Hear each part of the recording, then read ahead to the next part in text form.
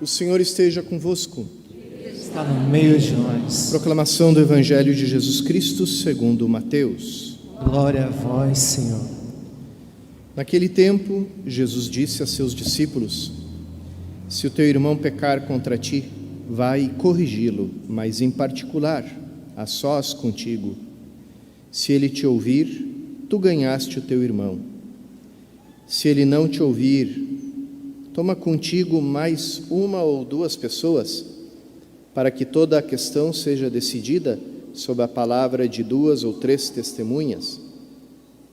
Se ele não vos der ouvido, dize-o à igreja.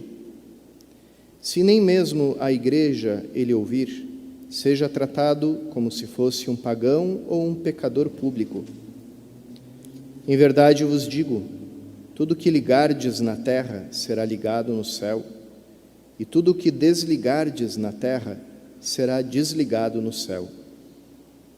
De novo eu vos digo, se 2 de vós estiverem de acordo na terra sobre qualquer coisa que quiserem pedir, isso lhes será concedido por meu Pai que está nos céus. Pois onde 2 ou 3 estiverem reunidos em meu nome, eu estou aí no meio deles. Palavra da salvação.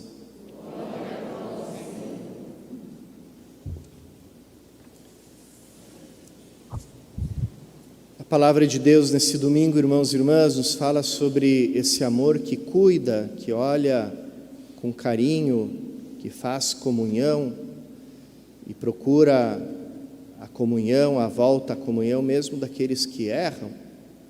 Jesus deixa uma regra bem precisa para a comunidade cristã sobre como tratar o tema do erro, do pecado, da ofensa dentro da comunidade cristã. E se a gente for olhar todos os passos que ele indica aqui, a gente vai ver que o princípio não é o julgamento, não é a condenação, mas é ganhar o irmão. Essa leitura ela está relacionada com a parábola da ovelha perdida e tantas outras palavras de Jesus que nos falam de ganhar, de não deixar que se perca o nosso irmão. E é assim que a gente deve tratar o problema do erro, do pecado. Jesus sabe que a comunidade cristã não é feita de anjos, mas de homens feridos pelo pecado. E que então vai haver erros, vai haver problemas de convivência, de comportamento dentro dos cristãos. Jesus fala do reino de Deus como um lugar onde tem joio e tem trigo, de uma rede que tem peixes bons e tem peixes que não prestam. Então, aqui no nosso meio, a gente vai sempre se encontrar, com esse problema. Nesses tempos de confinamento, como a gente teve que aprender e crescer e amadurecer na nossa convivência entre nós, como a gente teve que lidar com problemas que ficavam camuflados pela rotina de trabalho, porque uns saíam para trabalhar, quase não se viam, quase não se falavam, e de repente todo mundo confinado tem que conviver, e aqueles defeitos, problemas de relacionamento com o outro vêm à tona. Então, como tratar tudo isso? E a resposta é essa, tratar com amor, com misericórdia. Muitas vezes a gente não tem o pensamento de Cristo bom pastor. Quando a gente encontra alguém que erra, sem procurar ganhar ele de volta para Cristo, a gente fala mal, a gente acusa ele diante dos outros, a gente condena, a gente aponta o dedo, e quase que isso nos dá uma sensação de triunfo, ao condenar o outro, ao apontar o dedo para o outro, eu estou me manifestando como sendo alguém melhor do que ele. Então isso me engrandece o meu ego, engrandece a minha vaidade. E essa forma de agir é a forma de agir comum daqueles que não têm a experiência de Cristo e da igreja. Então, o mundo está cheio desse espírito de maledicência, de fofoca, de intriga, de acusação. As redes sociais hoje estão ampliando todas essas coisas, né? Existem esses movimentos de criticar as pessoas, de quase que fazer condenações sumárias, né? Sem possibilidade de julgamento, sem possibilidade de defesa. Uma coisa que está sendo chamada a cultura do cancelamento, né? Quando uma pessoa ela é cancelada através das redes sociais. Né? Esses tempos, lá nos Estados Unidos, tinha um senhor que estava com a mão para fora do carro e fazendo uma espécie de alongamento com os dedos, uma mania que ele tinha de alongar assim os dedos.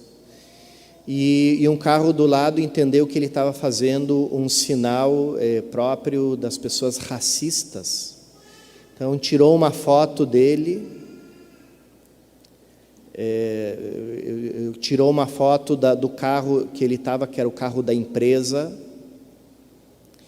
e mandou pelas redes sociais, né, uma acusação. Olha só que absurdo esse racista, como é que essa empresa emprega um homem racista desse tipo, etc. Né?